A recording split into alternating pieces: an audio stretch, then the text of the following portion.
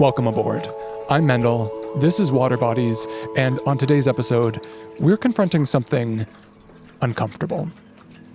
As climate change continues, the waters of False Creek will rise, driven by the baseline of sea level rise, but also powerful storm surges and king tides. As you might know, our world-famous seawall has already begun to crumble under the waves. The shoreline of False Creek is frankly unprepared for the climate of tomorrow, and it threatens homes and businesses with potentially catastrophic flooding. The transformation of this city is certain, but we can do more than just endure it. We can be its co-creators. Today's anchor, Mutuma, is sitting down with Danyluk and Tom Lancaster to discuss the challenges and the opportunities of that transformation. Tom Lancaster is the general manager of Granville Island, one of Vancouver's most iconic locations, and one at particular risk of flooding. The diverse needs of Granville Island's tenants are, in some ways, a microcosm for the entire city. Danyluk is a senior sustainability specialist at the City of Vancouver, the manager for climate adaptation and equity, and was a project manager for the 2022 Sea to City Design Challenge, which through a deep community collaboration combined shoreline rewilding and urban development to produce a gorgeous vision for 4 key sites along False Creek, laying out a framework for how we can not just cope, but thrive with our future tides. So today, we're diving into how facing climate change can make our city and False Creek better for everyone. Let's take the plunge.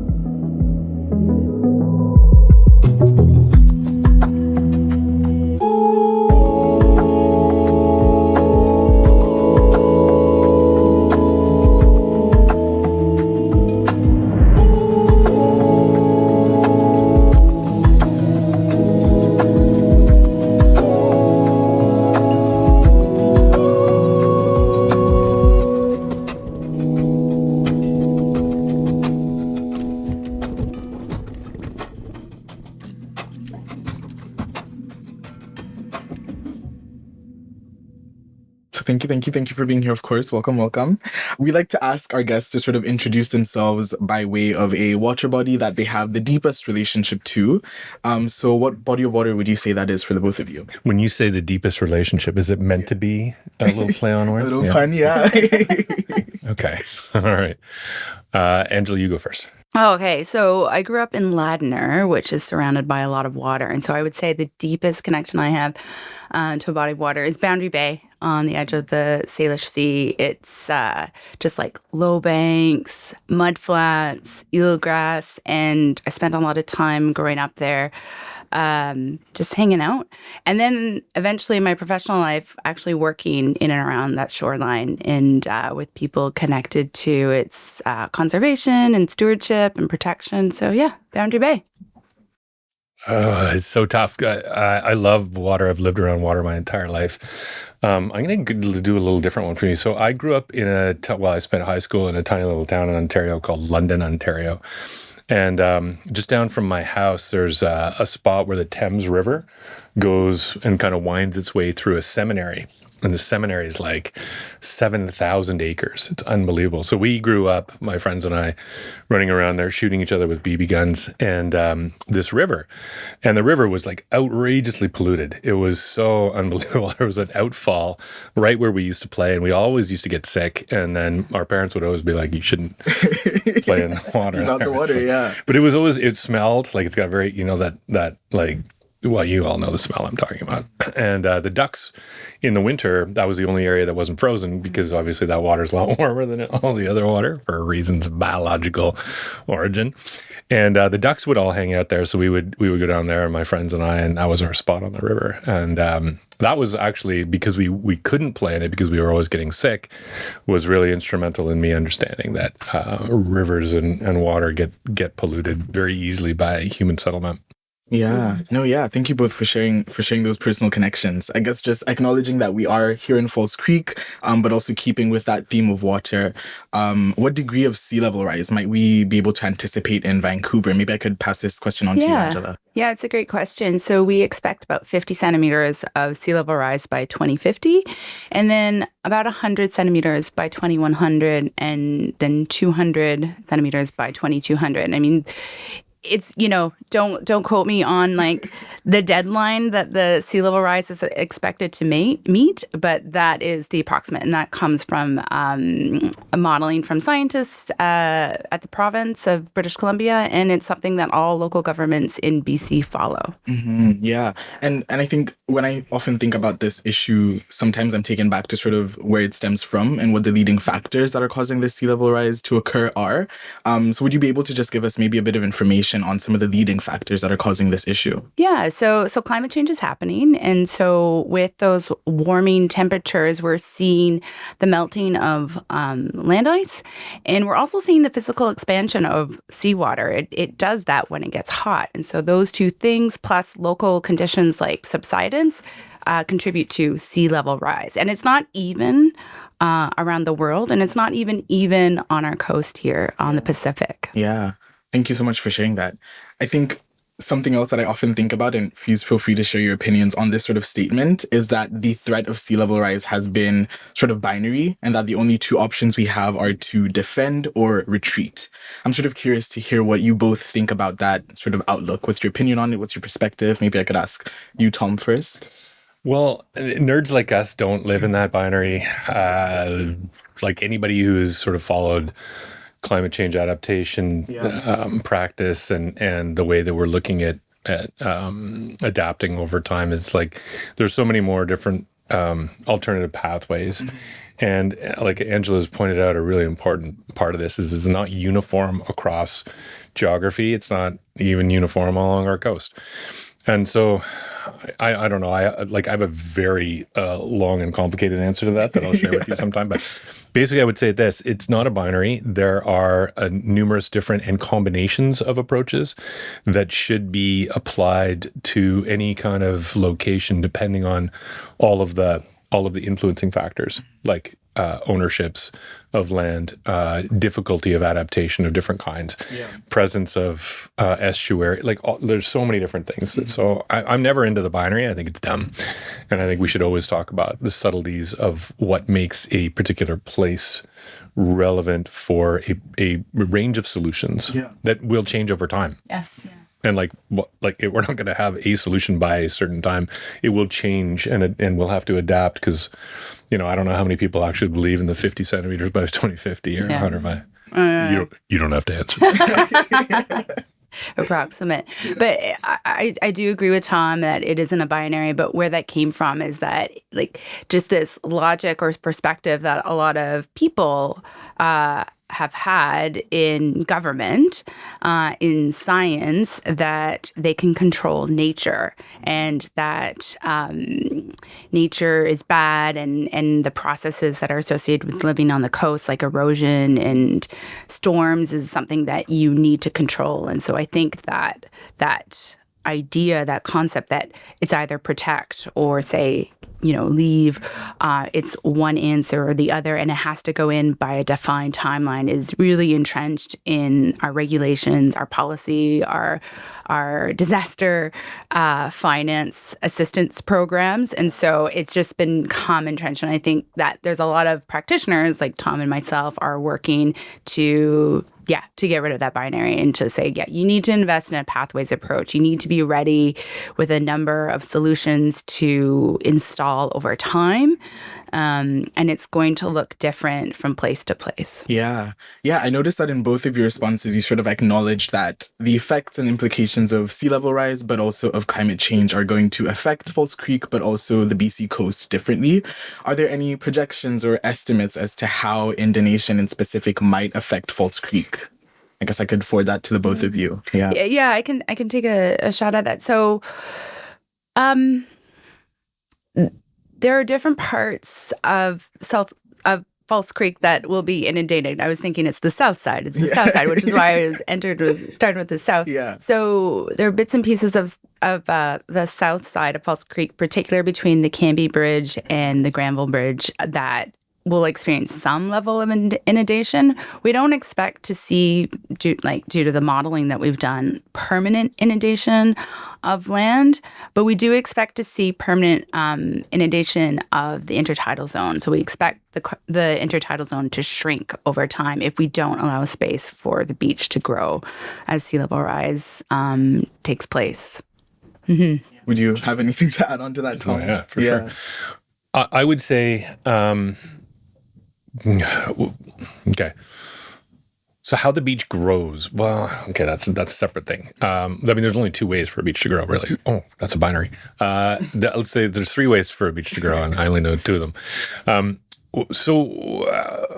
going to go by some lived experience right now, because I think we could talk about modeling. Angela and I have, I think you've shared all your modeling with me. I have. So then now we both know what the modeling shows us. And in, there's so many variables in the complexity of climate change related to storm surge, related to the incidence and likelihood of storms. Mm-hmm. But I will go from a lived experience and just share what happened a couple of holiday seasons ago in December, when the eastern side of the island was actually under the water. And it was a weird experience. Like I'm a very pragmatic person now. I never was in the past, but I am now. And I was standing there and I was staring at what usually I walk around the island and stand on the edge of the seawall, and I look down into the water. But having to step back 20 feet and have the ocean was at my toes, over top of the wall and over top of the things that are supposed to protect you. And, it's like that. Actually, it's like humans are here because we're not water-based animals. And then the ocean's over there. It was a really weird experience because it's that's not just a bunch of water that's sort of a puddle on the edge of the island. That's the ocean. Yeah. And it was a really weird thing. And, we've only just started to experience some of the impacts of sea level rise, and we're not even in equatorial location. So when you see that kind of variability, there was a minor storm surge and a king tide. And so you got to see those three things line up already was a bit of a weird experience. I will say that. And so we started to do some really heavy thinking and deep dive with these folks at the city on what we're going to do, because it's a shared response. But in terms of modeling, it's because of the variability of global climatic systems and weather systems are so complex by their very nature, and complex systems, you can't ever predict how things are going to go as a result of one or two changes. It's like the frequency and intensity of those extreme storms we know are going to go all over the place and completely unpredictable. So 1 in 500 could be in next week. Well, probably not.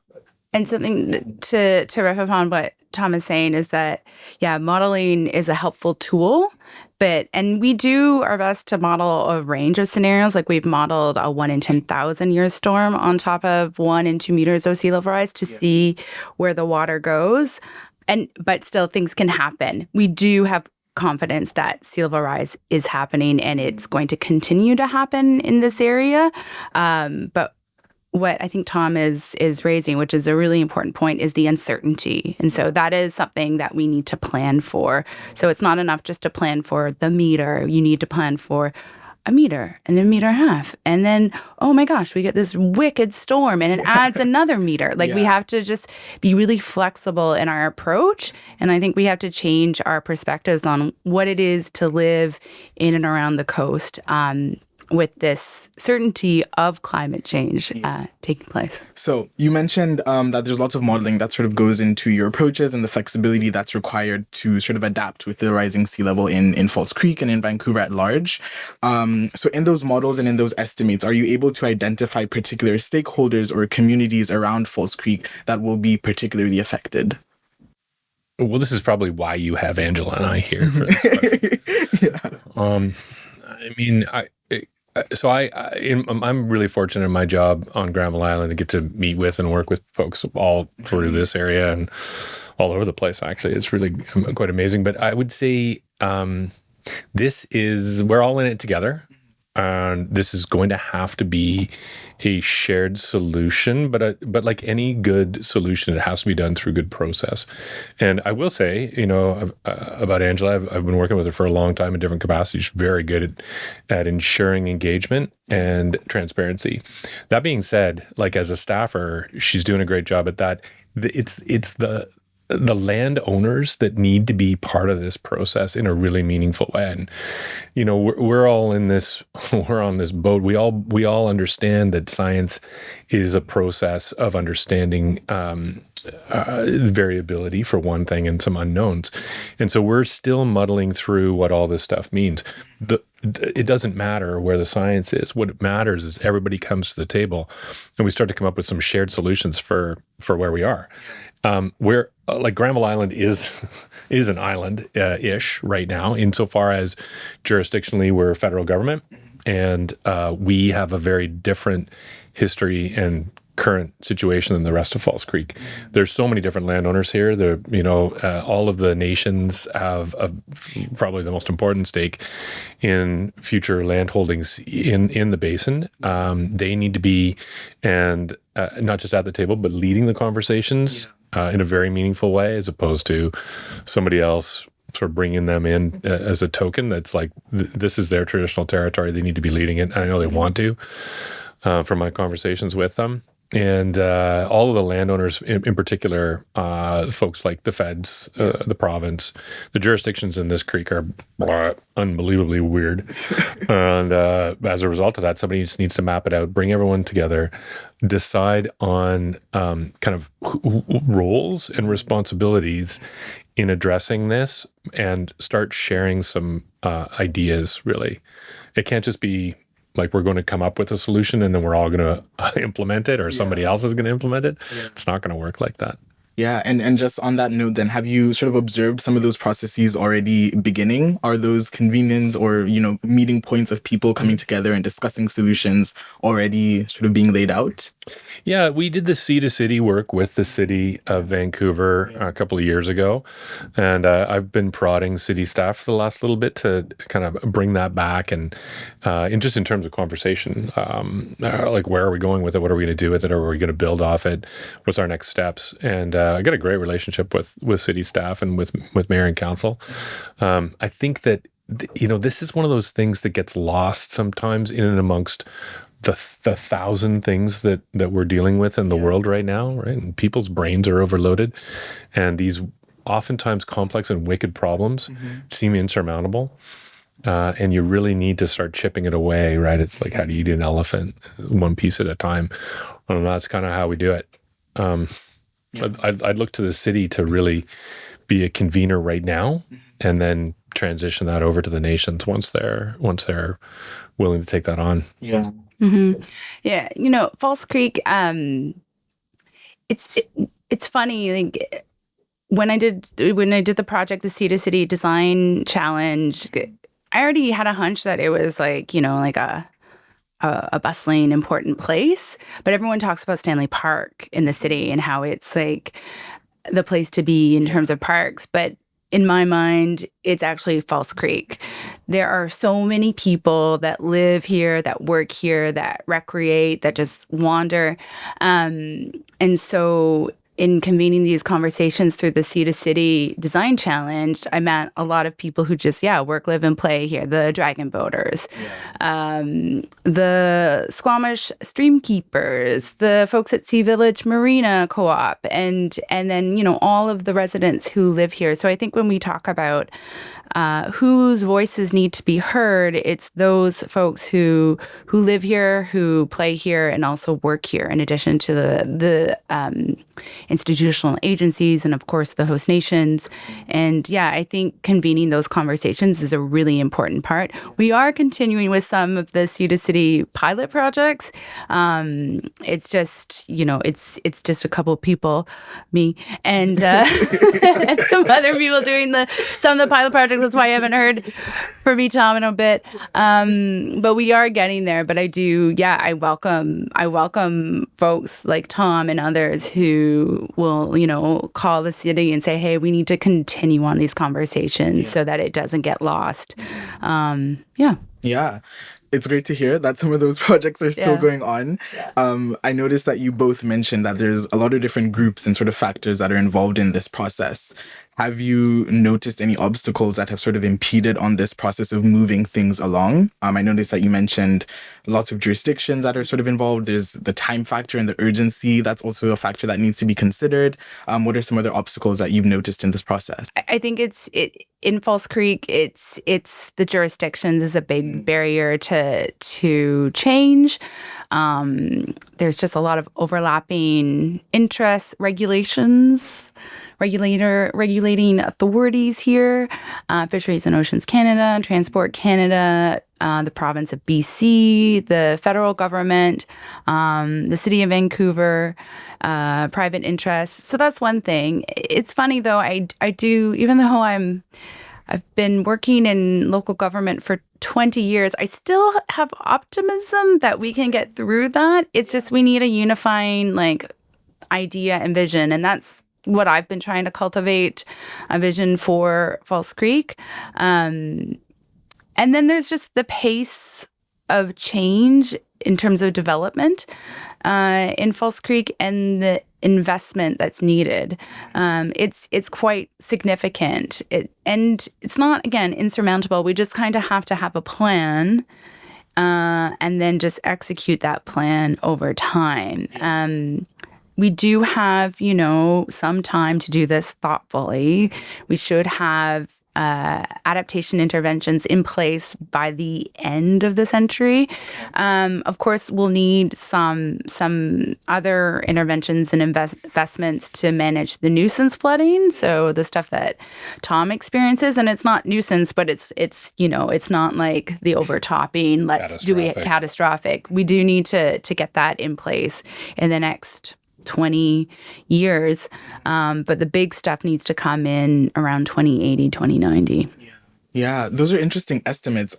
Something I had seen the other day was that we had passed the 1.5 degrees Celsius that was sort of mentioned in the climate convention, the Paris Treaty rather.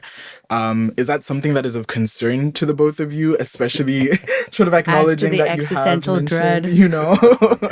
So maybe I would like to veer off topic for just 1 second and say that it's a really interesting aspect of being alive right now and probably any time, but we have more access to more information, more perspective, more scientific data and analyses than we've ever had in the history of humankind. And as a result of that, and as a result of where we are in terms of the problems that we've created for ourselves, people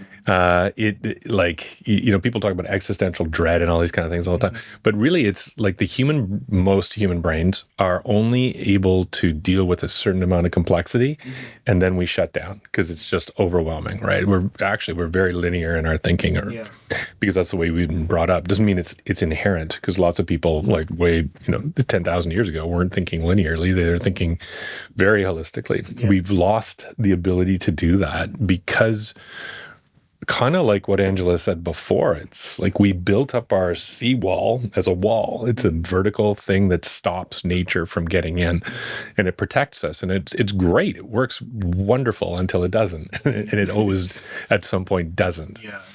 And so when we looked at, even when I first started doing this work in 2014, when I was at Metro Vancouver, when we first started doing all our work together, I was trying to kick off the regional climate change adaptation and mitigation plan for Metro, which some of you might see in the news as not being funded anymore. But it's like when we kicked that off, one of the things that we were trying to grapple with was how fast we can adapt our human systems to mitigate the amount of greenhouse gas that was being emitted from industry, housing, transportation, right? Buildings, transportation, industry, agriculture.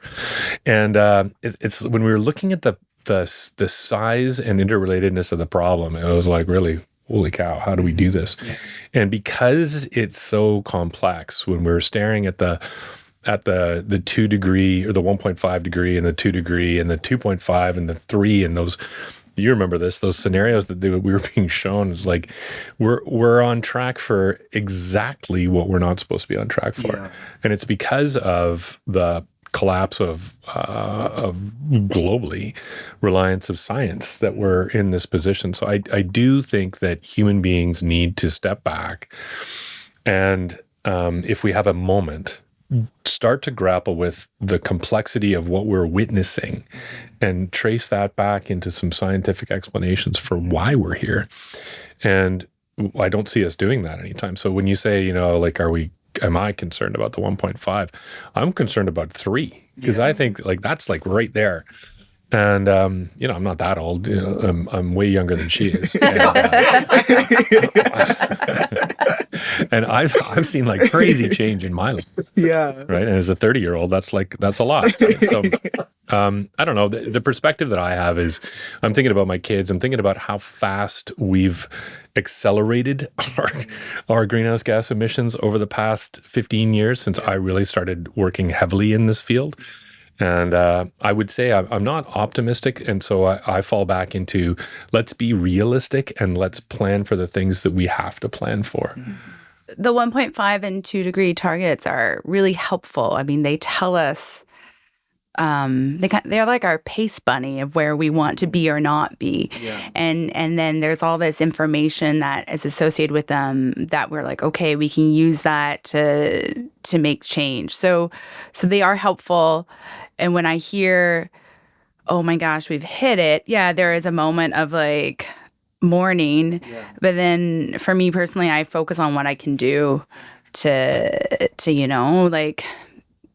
avoid the 3 or to shave off a 0.25, because every bit counts. So yeah, it's oddly motivational when you hear these numbers. But on that, I'll just say one more thing before we move on. It's I think we also know that even if we were to curb things right now, there's enough greenhouse gas in the atmosphere that climate change will continue for quite a while, right? So I think that what's come into parlance recently is that toxic optimism thing. Have you guys heard about this? Toxic optimism. Yeah. It's like and it comes from the complexity of the problems. We're just like, let's plug our ears and close our eyes because it's like, whoa, that's too much. I'm going to go out for a drink. And we need to be realistic about the impacts as opposed to aspirational about getting away from a 3. We can continue the work on mitigating our greenhouse gas emissions because we have to, because this is a dumb way to live. Yeah. And it's really not suited to a proper way of engaging with this amazing planet that we're on. But at the same time, let's be realistic about what's going to happen and let's make the best of it and not throw each other under the bus and not, do the thing that some of the countries seem to be doing right now. I have sort of found myself in some of those thinking patterns or ways of thinking, and then saw myself almost crash once we hit that 1.5 and was like, what's going on? Sort of dealing with those existential questions.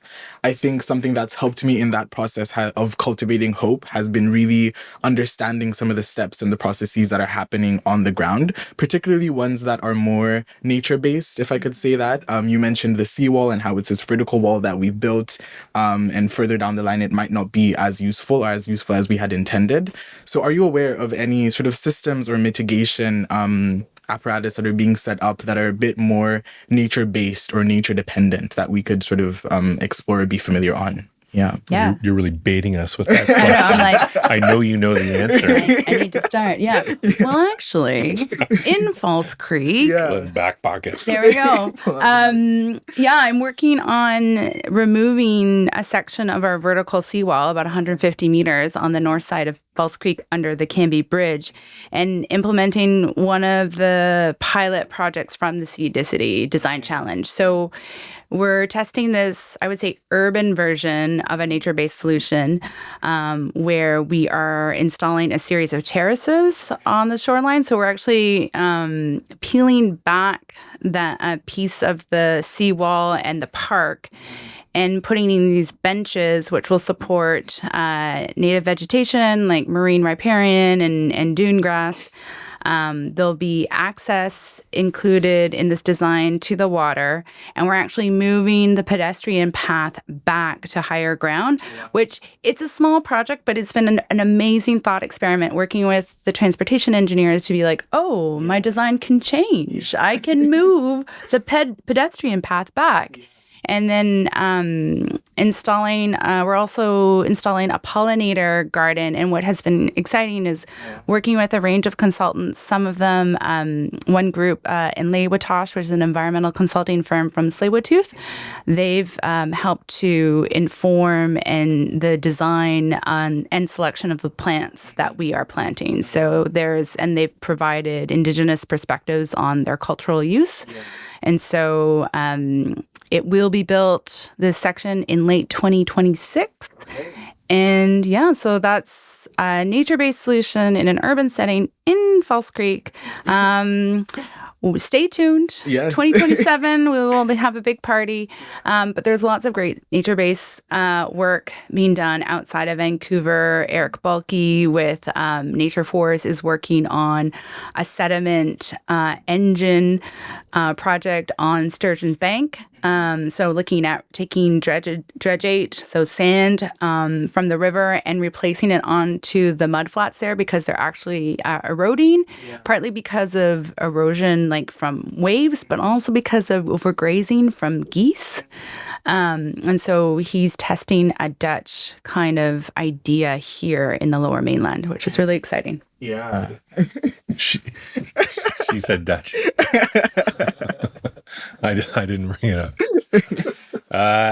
Okay. So in our long range plan for Granville Island, we have one of the directions we have on policy is to create more naturalized interface zone between land and water. Now, our issue, and this is where like the weird things around jurisdiction come in, is like jurisdiction actually means ownership and responsibility for stuff. Yeah.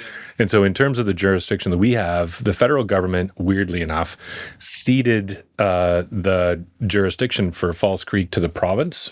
I don't know if you know the story around it, but be interested to find out why. But I've been trying to get the feds to work with the three host nations on seeing if we can consolidate all the jurisdiction for False Creek back to the feds. Mm-hmm. When you say things like feds and province, it sounds like there's like a big mark thing. It's just like there's just a bunch of staff who don't know what to do with your request, and so people are trying to figure that out right now. But it would be so helpful if there was like a one-to-one relationship between Musqueam, Squamish, Tsleil-Waututh as MST and one jurisdiction to be able to negotiate with. But I don't see that happening anytime soon. So it's got to be a multi-stakeholder approach to this thing. The problem is we only control about 4 or 5 meters or so of the water around Granville Island. Okay. That kind of ebbs and gets bigger and smaller in different places. And then the city also has some jurisdiction around us. But it's like if we wanted to naturalize the slope, which we do, there's a couple things that we need. One is jurisdiction, because it's going to take some lateral distance in order to renaturalize the slope. And when we look at it, it's like we don't have quite enough of the water as our jurisdiction to be able to spread this slope out, because right now it's a vertical wall, and that's one of the tenets that you're not supposed to follow when you're dealing with a naturalized approach to flooding, especially from storm. So we will need to work with the province on something around the whole foreshore, the high tide, the low tide, like that entire intertidal zone, if we're going to apply that. The second piece is resources. And Granville Island works as a non-profit. We're very much non-profit because we don't get any tax money. Okay. So we $0 from any jurisdiction. In fact, we pay these folks over here at the city quite a bit of money every year in taxes. And so as a result, we need to figure out different ways of funding this. We've pitched this to the federal government. So we're CMHC. It's a crown corporation. Everyone's like, oh, you're the feds. Like, well, once you work for the feds, you realize that not everybody's the feds, even though we're the feds. Yeah. So I've asked the federal government informally for some funding to do some early planning around this, because we need some comprehensive stuff. So normally in an adaptation plan, you're like, well, you move all your electronics up high in case of like intermittent flooding. That's one thing. But what we need to do is, as a federal entity, use Granville Island as a case study because there's so many federal properties all across, well, especially on the coast, where there's sea level rise would impact them. But there's also like riverine areas that are impacted from flooding. So if we use Granville Island as a case study for the federal government to test out different ways of adapting to coastal flooding, we believe that it could be a shining example for the rest of all the jurisdictions in North America or anywhere out in the world, what you do in these really tightly enclosed jurisdictional areas. Yeah. So if one person or one entity had control of all of False Creek, I think it'd be no problem. The problem is, it's like, well, if I do this, what about those guys over there, and what about her, and how do we do this thing? So it will be a combination of retreat in some cases, unfortunately, and there's going to be, quite a bit of. It always is when people lose money, people get upset. That's when climate change is going to be like one of those real things, right? Yeah. And if you talk to insurance companies all around the world, they're the ones that this is the intersection between money and climate change that's so interesting to watch, because insurance companies are there for one reason only. It's not to protect you, it's to make money. And when their profits are at stake as a result of climate change, they're the first ones to point out that there's a climate change problem. And they're the first ones to show, because they've been modeling this stuff or tracking data on this stuff for years, that the incidence of storms and the financial impact of storms and flooding and is growing astronomical every year. I don't have those data in front of me. But when you start putting a price tag related to insurance on this is when, unfortunately, it'll be a little bit slow. But that's when people are going to start paying attention. Yeah. I hear that. I think there's definitely lots of costs and investments that need to be put into some of those processes.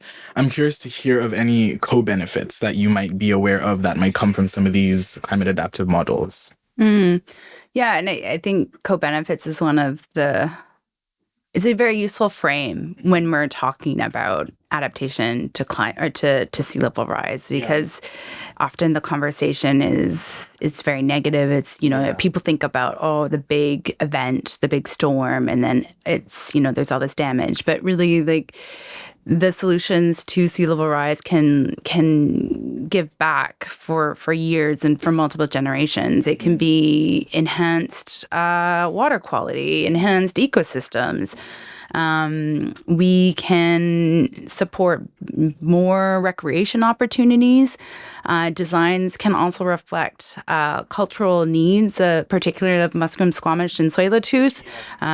In conversations with them, we've heard a lot of interest for places for people to gather, to practice carving, a place for canoes. We can build that. And again, going back to the plants are really important. Like, even being able to see and say the name of a plant in your language is a huge part of, it's part of land back. And so I think there's a lot of benefits in that cultural, recreation, and environmental space, on top of being safe, on top of having a steady level of service, businesses having certainty that they're not going to flood, that they can be there, that they can get insurance, that they can get a mortgage. So those are some of the co-benefits I see. Yeah. Yeah, really, really cool thing in there for me is the connection to nature that's been lost in urban centers. And you think about, like, in my experience, when you travel, there's either places that you go that are 1,000-year-old cities where it's like, oh, this is really cool, the historical stuff to do. You can peel back the layers. And there's other places that are really adaptive to the natural world around them, and those are like some of the coolest locations that teach you about a place without you having to read like a placard or having to get out your phone. It's like you learn just by being part of it. And actually, the stuff in Olympic Village with the creation of that little island and stuff is super cool. There's beavers there. There's like there's all these these indigenous plants that have been planted there and reintroduced. Was it the anchovy or herring or something? The herring came back. Yeah. I was just talking with a visiting Australian couple about a weird crab that was over on the island. It was eating the mussels off the thing, and it was like, what? Well, I actually didn't recognize the crab. Yeah. And I spent a lot of time in the water.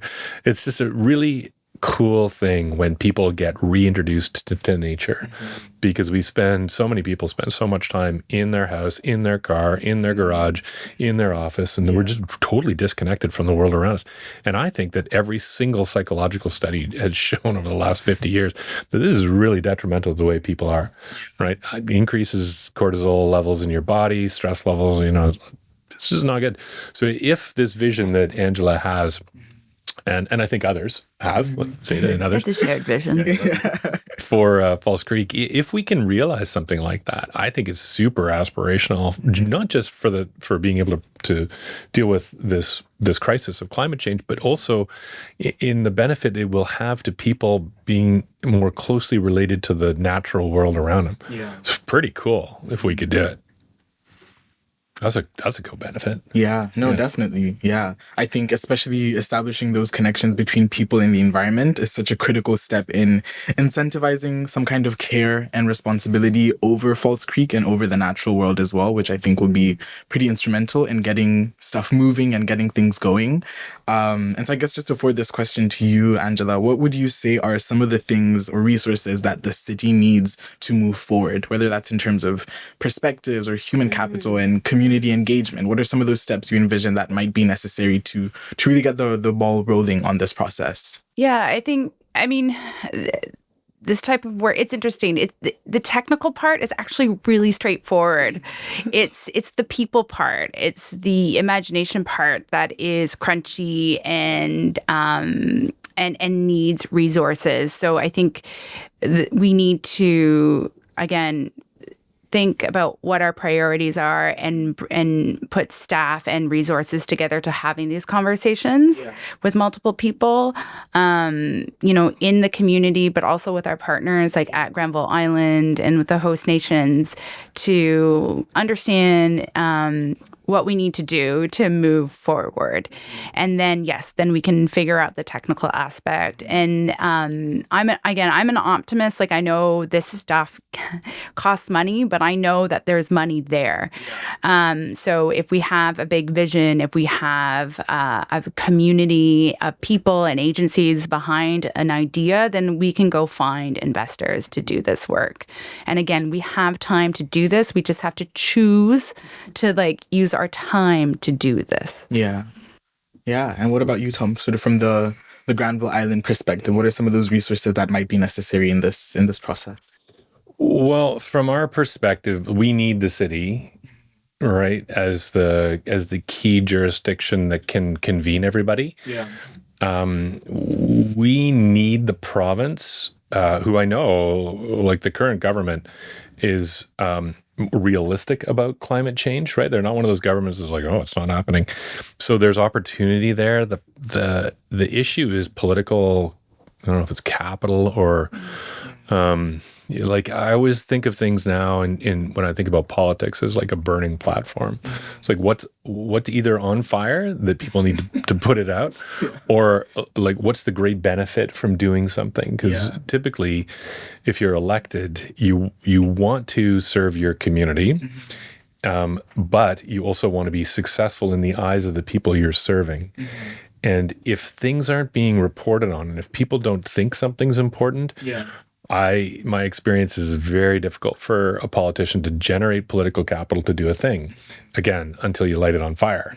We don't want to do that, right? We don't want to light things on fire. So generating a win for politicians to get involved, to allocate money in operating and capital budgets from the province and from the city in particular would probably be like the most important part. So how do you do that? you make sure that there's constituencies who will happily support a politician for coming out publicly and saying this is something that they believe in and that they want to put forward, because everything comes when you're in politics to winning a vote and allocating resources to it. And so that comes back to votes, right? If you're elected and you go stand in the legislature and you talk about something that nobody's heard about and nobody thinks is a problem, you're going to be laughed out of a room. And sometimes rightfully so. So building constituency is like the most critical part. And that's what grassroots groups do so well. Now, getting people's attention in a place like False Creek should be easy because there's so many businesses here. There's so much at stake, and people take it for granted. And you know what happens when people take things for granted, right? And once it's gone, you cry about it, and before it's gone, you're just happy with the way it is. So what can the city do? I think, there's really good elected members of council right now who understand some parts of the issue. Staff are phenomenal. I think from the community perspective, we need to give them the constituency to step out at council and start to allocate resources in a really meaningful way to look at this thing. Now, humans are really good at reacting to problems.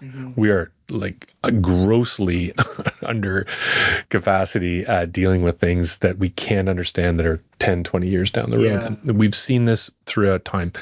And so bringing the future to the table right now in demonstrating what the problems are. It's like I always talk about the flooding on the eastern side of the island when I want somebody to pay attention. And more so, I just show them pictures. And it literally, can you swear on this? Like nobody gives a shit until they see it. Right? No, Thank you both for sharing all of that information and just for sharing those perspectives. I think if we were to wrap up the conversation and sort of bring some of that thinking down to the very grassroots, everyday sort of perspective of the local Vancouverite, what are some of the steps you can think of that the general public might be able to take to really get involved in some of these processes? For someone that isn't too, involved or in too many spaces that are climate focused or sea level adaptation sort of focused, what would you say their role might be in sort of shaping what happens here in False Creek? Step 1, get to know False Creek. Seriously, come down here and see what goes on and watch it change. Like on the daily, year to year, get to know the birds. Go to Granville Island, have a delicious sandwich. And then from there, I mean, there are a lot of grassroots organizations that people can join. False Creek's Friends Society, hey. Join that lovely group of people. But there's also Nature Vancouver. There's the Dragon Boat folks. It could be even your local running club if you're so inclined to be a runner. Good for you. Not for me anymore. And then, we all as human beings probably send about 256 emails a day. How about the 7th one be to mayor and council and tell them what you love about False Creek and a question about, what are we doing about sea level rise and planning for climate change. It can just be simple as, sending that email. And that does trigger a response from them. They talk to us and staff and we take it from there.